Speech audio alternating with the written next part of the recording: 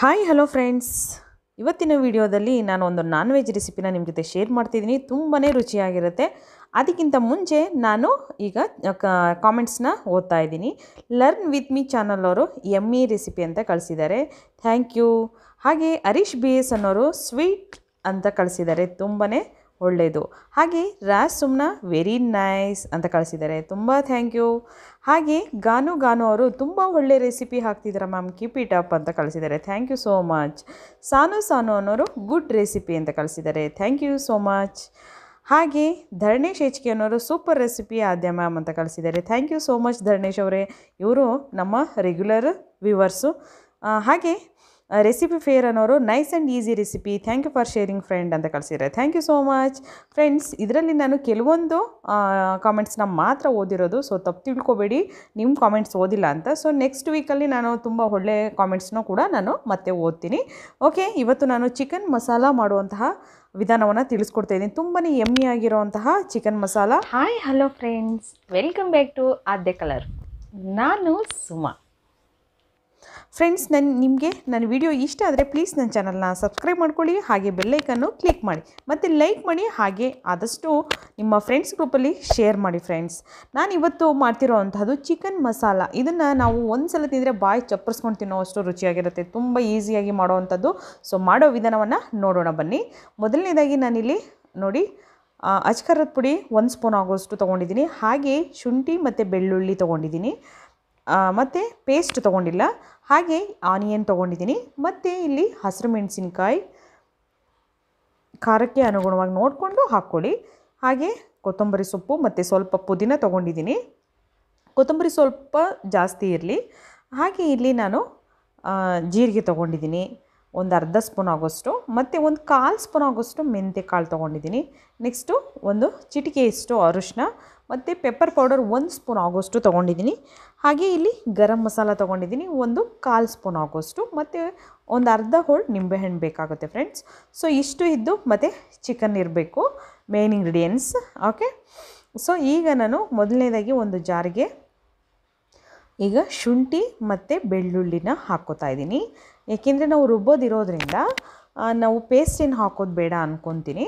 Paste ನೀವು ಇಲ್ಲ paste use ಮಾಡ್ತೀರಾ ಅಂದರೆ ಪೇಸ್ಟನ್ನೇ ಯೂಸ್ ಮಾಡಿ. ಈಗ ನೋಡಿ ನಾನು ಮೆಂತ್ಯ ಹಾಕ್ಕೋತಾ ಇದ್ದೀನಿ, ನಂತರ ಈಗ ಜೀರಿಗೆನೂ ಕೂಡ ಹಾಕ್ಕೋತಾ ಇದ್ದೀನಿ.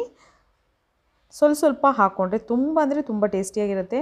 ನೀವು ಒಂದು ಸಲ ಟ್ರೈ ಮಾಡಿದ್ರೆ ನಿಜವಾಗ್ಲೂ ತುಂಬಾ ರುಚಿಯಾಗಿರುತ್ತೆ. ಅದು ಬಾಯಿಗ ನಮಗೆ ಸಪ್ಪೆ ಅನ್ನಿಸ್ತಿದ್ದಾಗ, ಇಲ್ಲ ಏನಾದರೂ ಖಾರವಾಗಿರೋ ತಿನ್ನಬೇಕು ಅನ್ನಿಸ್ದಾಗ ಖಂಡಿತವಾಗ್ಲೂ ಚಿಕನ್ ಮಸಾಲ ಅಂತೂ ಮಾಡ್ಕೊಂಡು ತಿಂದರೆ ತುಂಬ ಅಂದರೆ ತುಂಬ ಚೆನ್ನಾಗಿರುತ್ತೆ. ಚಪಾತಿಗೆ ಹಾಗೆ ಪರೋಟಕ್ಕೆಲ್ಲ ತುಂಬ ಚೆನ್ನಾಗಿರುತ್ತೆ.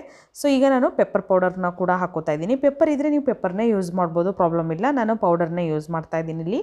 ಹಾಗೆ ಇಲ್ಲಿ ಹಸಿರು ಮೆಣಸಿನ್ಕಾಯಿ ತೊಗೊಂಡಿದ್ದೀನಿ, ನೋಡ್ತಾ ಇದ್ದೀರಲ್ಲ, ಖಾರ ಇರುತ್ತೆ ಅಂತ ನಾನು ಬೋಂಡದ ಮೆಣಸಿನ್ಕಾಯಿ ತೊಗೊಂಡಿದ್ದೀನಿ. ಸೊ ನೀವು ಮಾಮೂಲಿ ಹಸಿರು ಮೆಣಸಿನ್ಕಾಯಿ ತೊಗೋಬೋದು. ಮತ್ತು ಕೊತ್ತಂಬರಿ ಸೊಪ್ಪು ಹಾಗೆ ಪುದೀನನ ಎರಡನ್ನೂ ಕೂಡ ನಾನು ಹಾಕ್ಕೊಂಡಿದ್ದೀನಿ. ಸೊ ಈ ಎರಡನ್ನೂ ಹಾಕಿ ಈಗ ಗ್ರೈಂಡ್ ಮಾಡ್ಕೊಂಬರೋಣ ನುಣ್ಣಗೆ. ಸೊ ಪೂರ್ತಿ ತುಂಬ ನುಣ್ಣಗಿರಬೇಕು. ಸೊ ಆವಾಗ ಒಂದು ಗ್ರೇವಿ ಅಥವಾ ಕರಿ ಮಾಡೋದಕ್ಕೆ ತುಂಬ ಟೇಸ್ಟಿಯಾಗಿರುತ್ತೆ. ಸೊ ನೋಡಿ ಇವಾಗ ಇದಾಗಿದೆ. ಸೊ ಇದನ್ನು ಇವಾಗ ನಾವು ತೆಗೆದಿಟ್ಕೊಳ್ಳೋಣ. ಮೊದಲನೇದಾಗಿ ಈಗ ಒಂದು ಸ್ಟವ್ ಮೇಲೆ ನಾನು ಒಂದು ಪ್ಯಾನನ್ನು ಇಡ್ತಾ ಇದ್ದೀನಿ. ಸೊ ಈ ಪ್ಯಾನಿಗೆ ಸುಮಾರು ಒಂದು 4ರಿಂದ 5 ಸ್ಪೂನ್ ಆಗೋಷ್ಟು ಆಯಿಲ್ನ ಹಾಕ್ಕೊಳ್ಳೋಣ. ಸ್ವಲ್ಪ ಆಯಿಲ್ ಜಾಸ್ತಿ ಇದ್ದರೆ ತುಂಬ ಚೆನ್ನಾಗಿರುತ್ತೆ ಗ್ರೇವಿ. ಸೊ ಅದಕ್ಕೋಸ್ಕರ ಮಸಾಲ ಮಾಡಬೇಕಾದ್ರೆ ಎಲ್ಲ ನಾವು ಸೇಮ್ ರೆಸ್ಟೋರೆಂಟ್ ಸ್ಟೈಲಲ್ಲಿ ಸಿಗುವಂತಹ ಮಸಾಲನ ಮನೆಯಲ್ಲಿ ಮಾಡ್ಕೊಂಡು ತಿಂದರೆ ತುಂಬ ಅಂದರೆ ತುಂಬ ಇಷ್ಟ ಆಗುತ್ತೆ ಮಕ್ಕಳಿಗಂತೂ. ನಾವು ಆಚೆ ಏನು ತಿಂತೀವೋ ಅದೇ ಥರ ಟೇಸ್ಟನ್ನು ಮನೆಯಲ್ಲಿ ಮಾಡಿಕೊಡ್ಬೇಕು ಮಕ್ಕಳಿಗೆ, ಆಗ ನಮಗೂ ಕೂಡ ಇಷ್ಟ ಆಗುತ್ತೆ, ಮಕ್ಕಳಿಗೂ ಕೂಡ ತುಂಬ ಇಷ್ಟ ಆಗುತ್ತೆ. ಸೊ ಇಲ್ಲಿ ನಾನು ಉದ್ದುದಾಗಿ 1 ಕಪ್ ಆಗೋಷ್ಟು ಈರುಳ್ಳಿನ ಕಟ್ ಮಾಡ್ಕೊಂಡಿದ್ದೀನಿ. ಸೊ ಈರುಳ್ಳಿ ಈಗ ಹಾಕಿದ್ದೀನಿ, ಇದನ್ನು ಫ್ರೈ ಮಾಡ್ಕೊಳ್ಳೋಣ. ಸ್ವಲ್ಪ ನೋಡಿ, ಸ್ವಲ್ಪ ಫ್ರೈ ಮಾಡ್ಕೊಳ್ಳೋಣ, ಸ್ವಲ್ಪ ಗೋಲ್ಡನ್ ಕಲರ್ ಬರಲಿ ಹಾಗೆ ಫ್ರೈ ಮಾಡಿಕೊಂಡ್ರೆ ಸಾಕು. ನೋಡ್ತಾ ಇದ್ದೀರಲ್ಲ. ಓಕೆ, ಈಗ ಇದಕ್ಕೆ ಸ್ವಲ್ಪ ಅರಿಶಿನ ಹಾಕ್ಕೋತಾ ಇದ್ದೀನಿ, ಒಂದು ಚಿಟಿಕೆಯಷ್ಟು ಅರಿಶಿನ ಹಾಕ್ಕೊಳ್ಳೋಣ, ಮಿಕ್ಸ್ ಮಾಡ್ಕೊಳ್ಳೋಣ ನೀಟಾಗಿ. ಈರುಳ್ಳಿ ಸ್ವಲ್ಪ ಜಾಸ್ತಿ ಇದ್ದರೆ ಚೆನ್ನಾಗಿರುತ್ತೆ. ಸೊ ನೋಡಿ ಈರುಳ್ಳಿ ಬೆಂದಿದೆ. ಈಗ ಇದಕ್ಕೆ ಸ್ವಲ್ಪ ಅಚ್ಕಾರದ ಪುಡಿ, ಖಾರ ನೋಡಿಕೊಂಡು ಹಾಕ್ಕೊಳ್ಳಿ ಫ್ರೆಂಡ್ಸ್. ಅಚ್ಕಾರದ ಪುಡಿ 1 ಸ್ಪೂನ್ ಆಗೋಷ್ಟು ತೊಗೊಂಡಿದ್ದೀನಿ ನಾನಿಲ್ಲಿ. ಹಾಗೆ ಇಲ್ಲಿ ಸ್ವಲ್ಪ ಕೊತ್ತಂಬರಿ ಸೊಪ್ಪನ್ನು ಕೂಡ ಹಾಕ್ಕೊಳ್ಳೋಣ, ಅಂದರೆ ಧನಿಯಾ ಪೌಡರ್ ಇರುತ್ತಲ್ಲ, ಸೊ ಅದು ಒಂದು 1/4 ಸ್ಪೂನ್ ಆಗೋಷ್ಟು ಹಾಕ್ಕೊಂಡಿದ್ದೀನಿ ನಾನು. ಯಾಕೆಂದರೆ ನಾವು ಕೊತ್ತಂಬರಿನ ಸ್ವಲ್ಪ ಜಾಸ್ತಿನೇ ಯೂಸ್ ಮಾಡಿರೋದ್ರಿಂದ ಜಾಸ್ತಿ ಆಗುತ್ತೆ ಅಂತ. ನೋಡಿ ಈಗ ಎರಡನ್ನೂ ಮಿಕ್ಸ್ ಮಾಡ್ಕೊತಾ ಇದ್ದೀನಿ. ಎರಡು ಮಿಕ್ಸ್ ಮಾಡ್ಕೊಂಡ ನಂತರ ಇವಾಗ ಚೆನ್ನಾಗಿ ಎಣ್ಣೆಲಿ ಎಲ್ಲ ಬೇಯ್ತಾ ಇದೆ. ನೋಡಿ ಆಯಿಲ್ ಸ್ವಲ್ಪ ಜಾಸ್ತಿ ಇದ್ದರೆ ಗ್ರೇವಿ ಚೆನ್ನಾಗಿರುತ್ತೆ. ಸೊ ಇವಾಗ ನಾನು ಚಿಕನ್ ಹಾಕ್ಕೊಂಡಿದ್ದೀನಿ ಫ್ರೆಂಡ್ಸ್. ನೋಡ್ತಾ ಇದ್ದೀರಲ್ಲ, ಚಿಕನ್ ಹಾಕಿ ಸುಮಾರು ಅರ್ಧ kg ಅಷ್ಟು ನಾನು ಚಿಕನ್ ತೊಗೊಂಡಿದ್ದೀನಿ. ಸೊ ಈಗ ಇದನ್ನು ಚೆನ್ನಾಗಿ ಬೇಯೋದಕ್ಕೆ ಬಿಡೋಣ. ಮೊದಲು ಎಣ್ಣೆಯಲ್ಲಿ ಪೂರ್ತಿ ಚೆನ್ನಾಗಿ ಬೇಯಬೇಕು ಇದು. ಸೊ ಹಾಗೆ ಬೇಯೋದಕ್ಕೆ ಬಿಡೋಣ. ನಂತರ ಇದಕ್ಕೆ ಸ್ವಲ್ಪ ಉಪ್ಪು ಹಾಕ್ಕೋತಾ ಇದ್ದೀನಿ ನಾನು. ಹಳಿ ಉಪ್ಪು ಹಾಕ್ತಾಯಿದ್ದೀನಿ. ಹಳಿ ಉಪ್ಪು ಹಾಕಿದ್ರೆ ಒಂದು ಟೇಸ್ಟ್ ಚೆನ್ನಾಗಿರುತ್ತೆ ಅಂತ. ಸೊ ಅದಕ್ಕೋಸ್ಕರ ನೋಡಿ, ನೀರು ಅದರಲ್ಲಿ ಏನು ನೀರಿರ್ತೋ ಅದೇ ನೀರು ಬಿಟ್ಕೊಂಡಿರುತ್ತೆ ಸ್ವಲ್ಪ. ಸೊ ಜಾಸ್ತಿ ನೀರು ಬೇಕು ನಿಮಗೆ, ಗ್ರೇವಿ ಥರ ಕರಿ ಥರ ಬೇಕು ಅನ್ನೋದಾದರೆ ನೀವು ಸ್ವಲ್ಪ ನೀರನ್ನು ಆ್ಯಡ್ ಮಾಡ್ಕೋಬೋದು. ನಾನು ನೋಡಿ ಇವಾಗ ನಾವು ರುಬ್ಬಿರೋಂತಹ ಮಿಶ್ರಣ ಇತ್ತಲ್ಲ, ಸೊ ಅದನ್ನು ಕೂಡ ಇವಾಗ ನಾನು ಮಿಕ್ಸ್ ಮಾಡ್ಕೋತಾ ಇದ್ದೀನಿ ಹಾಕಿ. ಆಗಲೇ ಮನೆ ತುಂಬ ಘಮ ಘಮ ಅಂತ ಇರುತ್ತೆ, ಅಷ್ಟು ರುಚಿಯಾಗಿರುತ್ತೆ, ಮಾತ್ರ ಅಷ್ಟು ಒಳ್ಳೆ ಸ್ಮೆಲ್ ಬರ್ತಾ ಇರುತ್ತೆ.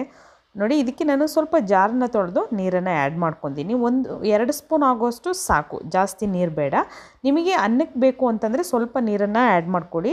ಚಪಾತಿಗೆ, ಪರೋಟ, ಪೂರಿ ಆ ಥರದಕ್ಕಾದರೆ ನೀವು ನೀರನ್ನು ಆ್ಯಡ್ ಮಾಡೋದು ಬೇಡ. ಜಸ್ಟ್ ಅದೇ ಸ್ವಲ್ಪ ನೀರನ್ನು ಬಿಟ್ಕೊಳ್ಳುತ್ತಲ್ವ, ಸೊ ಅದೇ ಸಾಕಾಗುತ್ತೆ.